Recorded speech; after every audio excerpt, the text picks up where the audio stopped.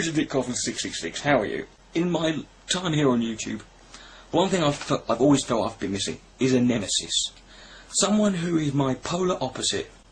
Somehow they managed to bring out the best in me, a part of me that wants to do better. Thunderfoot had Venom Facts, The Amazing Atheist and Jesus Freak ran it for a while. Coctopus has Fox News, Nevilim Free has the Child Protection Services, but I've found one.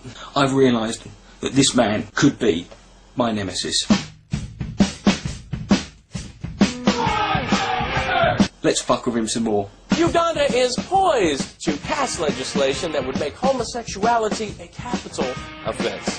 It's about Uganda's Kill the Gays bill, because that's essentially what they're talking about. He's got that little banner that says, Uganda gets tough. Tough? No. Having your bollocks chopped off if you're a rapist, that's getting tough. Fun as well. And after a week of merciless taunting from some lesbian chick at MSNBC... I love that. Merciless taunting by some lesbian chick. Now, first of all, merciless taunting, oh no! There's this homosexual woman on the news and she's saying things about me. You know, in her TV show, you know, briefly, for 1 hour every weeknight. I can't take it anymore. It is some lesbian chick. Don't get bitter, mate, just because she gets more pussy than you. But saying that, so did Liberace. Pastor Rick Warren has vigorously condemned the Ugandans for even thinking such a thing. You're telling me that probably the most influential and prominent Christian figure in America caved in because some lesbian chick was calling him on his bullshit? What a fucking homo. And has even called their bill un-Christian. Alley-fucking-lujah to that. Let's hope this fucking sets in.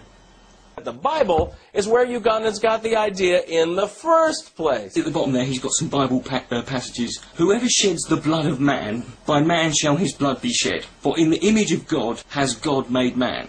What the fuck's that got to do with fucking killing queers? What you're saying is, the people who are killing them should be killed.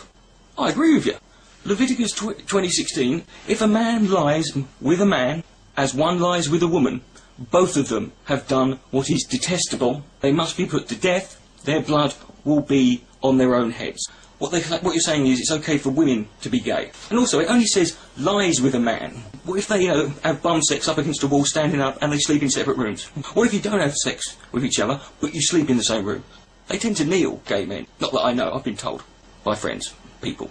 I read it. I saw it on the internet. Exodus 22:19. Anyone who has sexual relations with an animal must be put to death.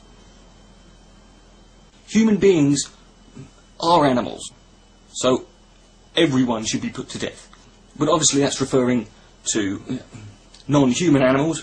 I don't really care whether if a man fucks a male chicken or a female chicken. God created the death penalty, not man. God created the death penalty. Yeah, that's death. God didn't create the death penalty as in the electric chair or hanging.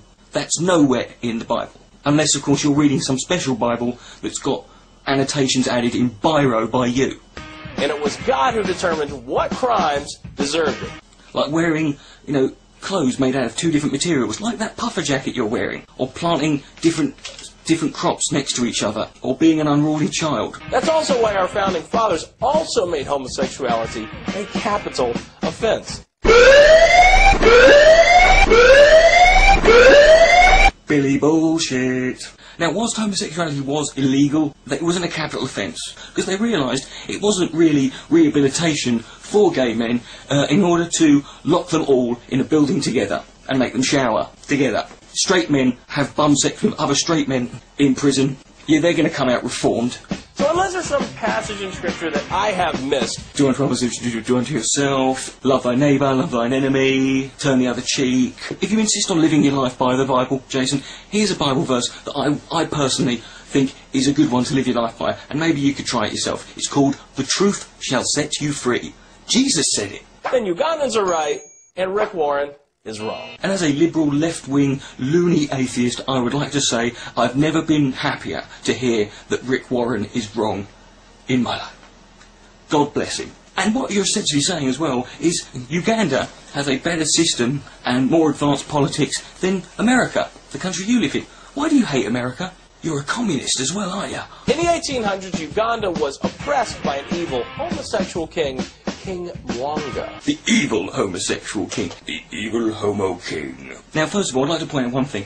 I cannot tell you how difficult it is for me to make this video without going down the obvious cheap laugh route by making fun of the fact that this guy's name is Mwanga.